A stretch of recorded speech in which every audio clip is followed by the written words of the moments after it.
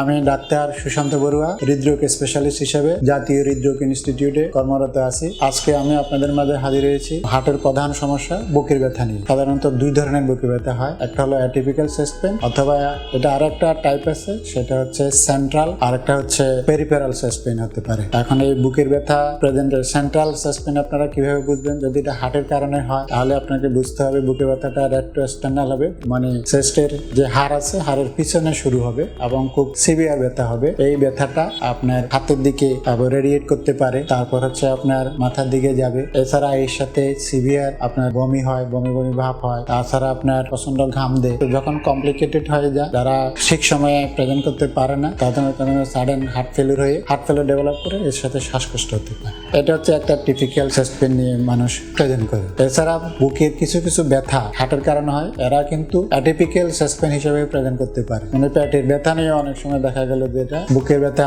হিসেবে আসে, কিন্তু হার্টের কারণে হয়। এছাড়া অ্যাটিপিক্যাল চেস্ট পেইন যেগুলো অথবা পেরিফেরাল চেস্ট পেইন, সেই জিনিসগুলো আমাদের মধ্যে বেশ কনফিউজ করে ফেলে। সেগুলো হতে পারে পেটের ব্যথার কারণে হতে পারে, যদি পেপটিক আলসার, এটা হার্টের নিচেই পেট থাকে, ওখানে আলসার হয়, আলসারের কারণে ব্যথা হয়। আমাদের দেশে এই জিনিসটা খুব বেশি হয়, অনেকেই এটা নিয়ে খুব তাড়াতাড়ি মানে হার্টের হিসেবে চলে আসে, কিন্তু ডিফারেন্সিয়েট করতে পারে না। একটু যদি আইডিয়া থাকে কেন এটা, তাহলে সেক্ষেত্রে কিন্তু একটু পেপটিক আলসারের চিকিৎসা করলে হয়ে যায়। সেক্ষেত্রে হচ্ছে মানুষ হয় যে খালি পেটে থাকে, তারপর হচ্ছে আপনার বুক জ্বালা পোড়া করে, বার্নিং সেন্সেশনটা বেশি হয়, এটা হলো পেটের কারণে। এছাড়া আপনার যদি ফুসফুসের কারণে হয়, তাহলে সেক্ষেত্রে কিভাবে বুঝবেন? তাহলে হচ্ছে আগে থেকে তার শ্বাসকষ্ট রোগ থাকতে পারে, যেমন এজমা, সিওপিডি, এইসব রোগের ক্ষেত্রে আপনার হঠাৎ করে যদি ফুসফুস ফুটা হয়ে যেতে পারে, তখন সেক্ষেত্রে আপনার নিউমোথরাক্স ডেভেলপ করে আসতে পারে। এছাড়া নিউমোনিয়ার কারণে অনেকগুলো ব্যথা হয়, যেমন সেক্ষেত্রে আপনারা কিভাবে বুঝবেন? সর্দি, কাশি, জ্বর, তারপর হচ্ছে এগুলো থাকে। এগুলো হচ্ছে এই ব্যথাগুলো নর্মালি হচ্ছে আপনার সেন্ট্রাল হয় না, এগুলো পেরিফেরাল হয়। পেরিফেরাল মানে কি? বুকের সাইডে পাশে হয়। পেরিফেরাল বুকের ব্যথাটা